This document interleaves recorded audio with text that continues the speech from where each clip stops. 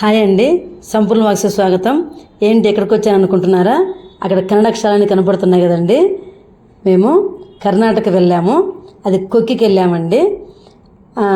ఆ కొక్కిలో మేము స్టే చేసిన దగ్గర నుంచి ఆది సుబ్రహ్మణ్యం దగ్గరికి వెళ్ళటానికి 500 మీటర్లు ఉందండి.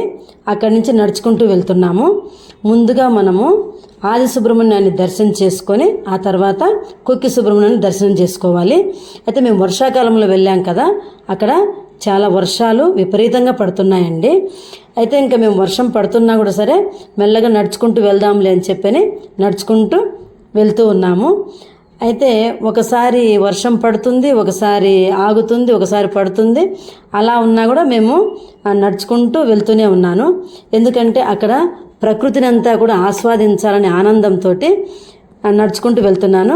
చూసారా, అట్లా దారిలో వెళ్తూ ఉంటే అటువైపు ఇటువైపు చెట్లు పచ్చదనంగా ఎంతో ఆహ్లాదకరంగా ఉన్నాయండి. అయితే అక్కడ వర్షం పడ్డప్పుడు మట్టి వాసన, ఆ చెట్ల నుంచి వచ్చేటువంటి మంచి సువాసన అదంతా పీల్చుకుంటూ ఉంటే ఎంతో ఆనందం అనిపించిందండి. ఇదిగోండి, ఇందాక వర్షం పడలేదు, మళ్ళీ ఇప్పుడు వర్షం పడుతుంది. ఆ వర్షం పడుతున్నప్పుడు గొడుగు పెట్టుకొని మళ్ళీ నడుచుకుంటూ వెళ్తూ ఉన్నాము. సరే, ఇంకా మా అబ్బాయి వీడియో తీస్తూ ఉన్నాడు, ఇక నేను వెళ్తూ ఉన్నానండి. చూడండి ఇప్పుడు అక్కడంతా బిల్డింగులు ఉన్నాయి కదండి. ఆ బిల్డింగులన్నీ కూడా అక్కడికి వచ్చినటువంటి భక్తులందరికీ స్టే చేయటం కోసము ఉన్నాయండి. అదిగోండి, అక్కడ ఏంటిది వర్షం పడుతుంది కదా, మంచంతా కూడా పొగలాగా మనకు కనపడుతుందండి. అది అక్కడ ఉందండి, పెద్ద పర్వతం ఉంది చూడండి. ఆ పర్వతం నుంచి కూడా మనకు వర్షం పడేటువంటి సూచనలు కనపడుతూ ఉన్నాయి. అదిగోండి, మళ్ళీ ఇప్పుడు వర్షం పడుతుంది. గొడుగు వేసుకొని మళ్ళీ వెళ్తున్నామండి. మాతోటి ఆ వర్షం అయితే దాగుడు మూతలు ఆడుతూ ఉందండి. ఇదిగోండి, మేము ఇప్పుడు ఆది సుబ్రహ్మణ్యం దగ్గరికి వచ్చామండి. అక్కడ నది నీళ్లు చూడండి ఎంత ప్రవహిస్తూ ఉన్నాయి. ఇప్పుడు మేము ప్రొద్దున వచ్చినప్పుడు అంత ప్రవాహము ఎక్కువగా లేదు. మరలా మేము సాయంకాలం తిరిగి వచ్చేటప్పటికి ఎక్కువ ప్రవాహం ఉన్నదండి. అంటే ఎక్కువ వర్షం పడిందనమాట. అక్కడి నుంచి నడుచుకుంటూ వెళ్తున్నాను. ఇంకా ఆది సుబ్రహ్మణ్యం గుడికి వచ్చేసానండి. ఇక వెళ్తూ ఉన్నాము. అయితే అదంతా కూడా చూస్తూ ఉంటే ఎంతో ఆనందం అనిపించింది. ఎప్పుడూ కూడా మనం బిల్డింగ్లు అన్నీ చూస్తూ ఉంటాం కదా, అక్కడ పోయి చెట్లు అవన్నీ చూసేటప్పటికి చాలా ఆహ్లాదం అనిపించిందండి. మనసు అయితే ఎంతో పొంగిపోయిందండి, అంత ఆనందంగా ఉంది. సరే, ఇంక ఇప్పుడు అక్కడ చెప్పులు ఇప్పేసి గుడి లోపలికి వెళ్తూ ఉన్నానండి. ఆ గుడి లోపలికి వెళ్ళే ముందు మనకు అక్కడ రావి చెట్టు, వేప చెట్టు 2 ఉన్నాయండి. అక్కడ నమస్కారం చేసుకొని 3 ప్రదక్షిణలు చేసుకున్నాను. 3 ప్రదక్షిణలు చేసుకొని తర్వాత ఇక నది లోపలికి వెళ్దామని వెళ్తున్నానండి. కానీ అయితే మనసు అయితే చూస్తూ ఉంటే అక్కడ ఎంత ఆనందంగా అనిపించిందంటే అంత ఆనందంగా అనిపించింది. మీరు కూడా తప్పనిసరిగా ఒక్కసారి మాత్రము వెళ్ళండి. మేము ఎంతో కాలం నుంచి అనుకుంటూ ఇప్పటికి వెళ్ళగలిగాము. కానీ మీరు మాత్రం వెళ్తే వర్షాకాలంలో వెళ్ళకండి. వర్షాకాలంలో వెళ్తే చాలా కష్టము, అన్నీ మనము తిరగాలంటే కష్టమైపోతుంది. గొడుగులు పెట్టుకొని అన్నీ పెట్టుకొని వెళ్ళాలంటే కష్టం అండి. అందుకోసం అని చెప్పని వేరే టైంలో మీరు బుక్ చేసుకొని వెళ్తే మంచిది. ఇక్కడ నది ప్రవహిస్తూ ఉంది కదండి, అక్కడ రాళ్ళు పేరిస్తే బిల్డింగు కట్టుకుంటారు అనేటువంటిది తెలిసిన విషయం అండి, అందరికీ తెలుసు అది. అయితే నేను కూడా ఒక బిల్డింగు కట్టుకుందామని ఆపేక్షతోటి ఆనందంతో ఆ నదిలో ఉండేటువంటి రాళ్ళు ఏరి పెడుతున్నాను.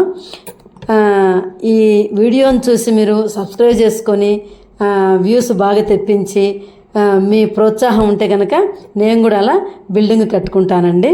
తప్పనిసరిగా మీరందరూ సబ్స్క్రైబ్ చేయండి, బాగా చూడండి.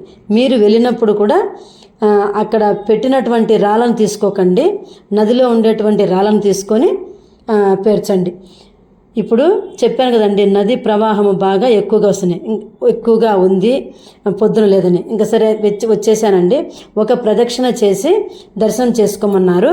ఇక ప్రదక్షిణ కోసం వెళ్తూ ఉన్నానండి.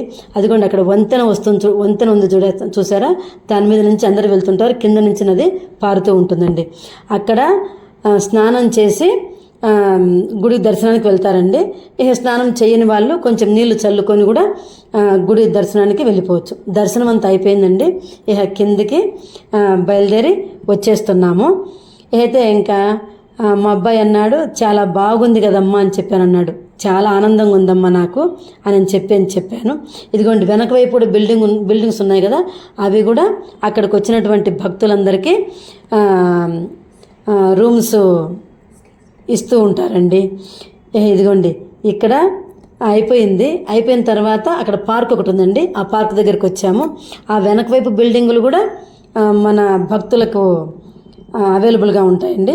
మీరు మామూలుగా ఆన్లైన్లో బుక్ చేసుకున్నారనుకోండి, ఈజీగా మంచి మంచి రూములు అవన్నీ పేర్లు ఉంటాయి. మీరు ఆన్లైన్లో సెర్చ్ చేస్తే మీకు ఎక్కడ రూములు ఉన్నాయి ఏంటి అనేటువంటిది తెలుస్తుంది. హ్యాపీగా ఆన్లైన్లో చేసుకోవచ్చండి.